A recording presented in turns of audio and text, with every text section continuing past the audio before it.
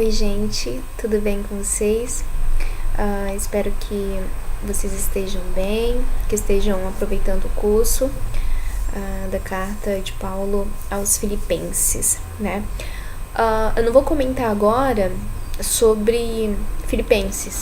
Se surgir alguma dúvida, eu espero que vocês coloquem lá no fórum, mandem mensagem por e-mail ou pelo WhatsApp, enfim.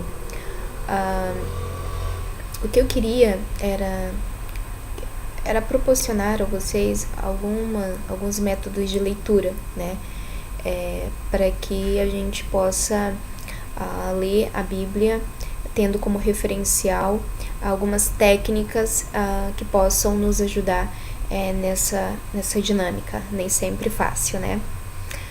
Pois bem, no vídeo que eu fiz anteriormente para convidá-los para curso Filipenses, que eu postei no Facebook, depois acho que eu mandei o link para vocês por e-mail, eu falava rapidamente sobre como ler a Bíblia, né? As diferentes concepções que a gente tem ao ler a Bíblia.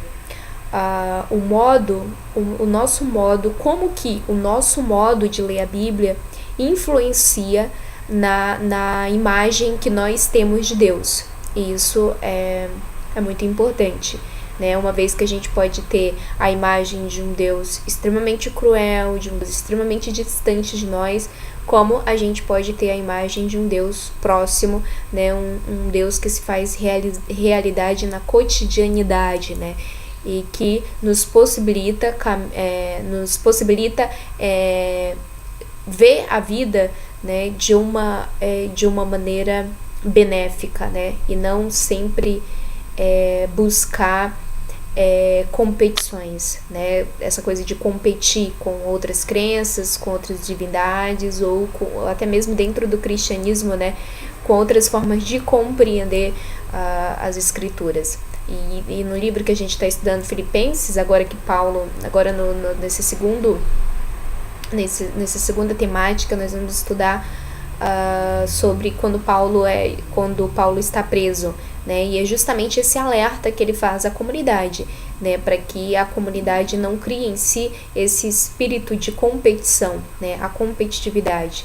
E daí ele ainda fala, né, que aquele momento difícil que ele está passando na prisão, né, é um momento em que ele pode propor a ele mesmo e propor à comunidade que a dinâmica do evangelho leva à cruz, leva ao sofrimento, justamente por ter esse propósito de não fazer as coisas apenas para o mundo, mas de se transformar para que o mundo seja transformado a partir das suas atitudes, né?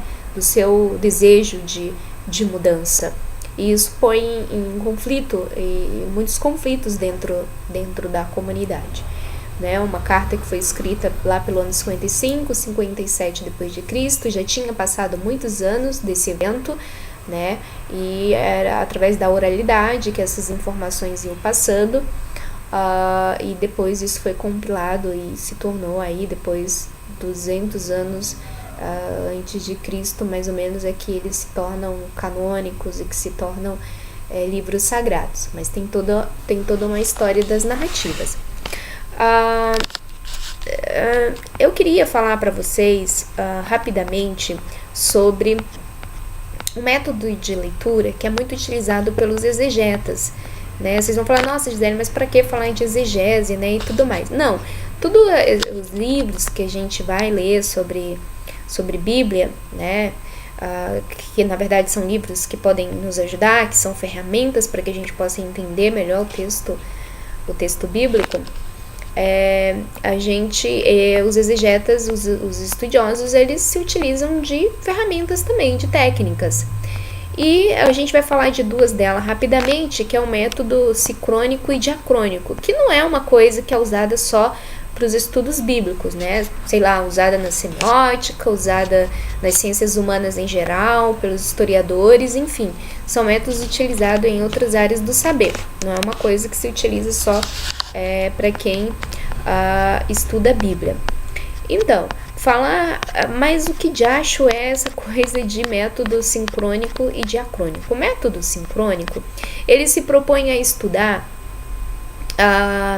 de uma maneira que leva em conta a redação do livro, a narrativa do livro. Por exemplo, a gente está lendo agora Filipenses, né?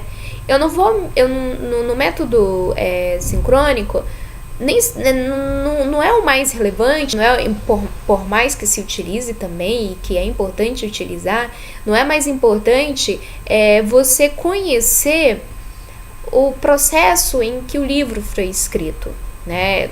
Sei lá, o seu contexto histórico, as datações, as influências arqueológicas e etc.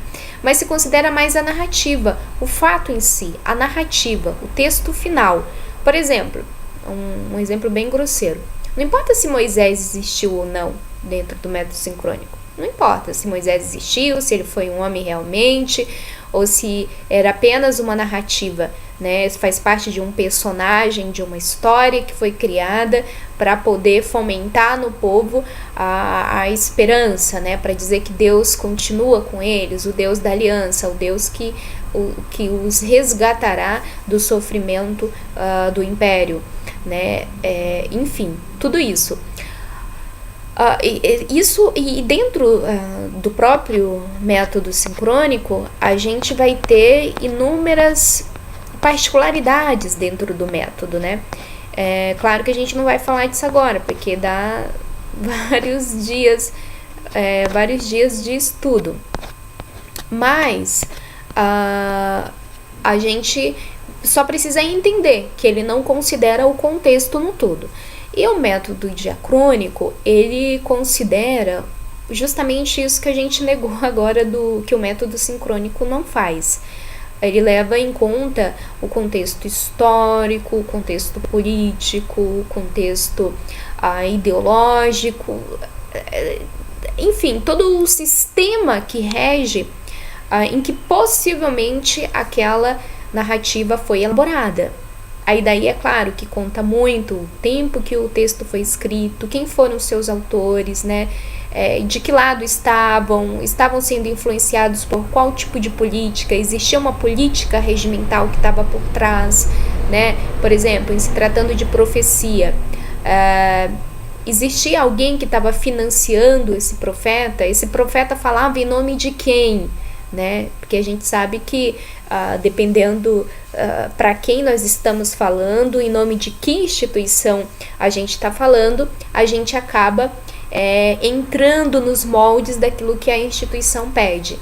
Então, sabendo que os escritores bíblicos, né, os autores bíblicos, eles faziam parte de uma classe social, que não era da maioria das pessoas, né?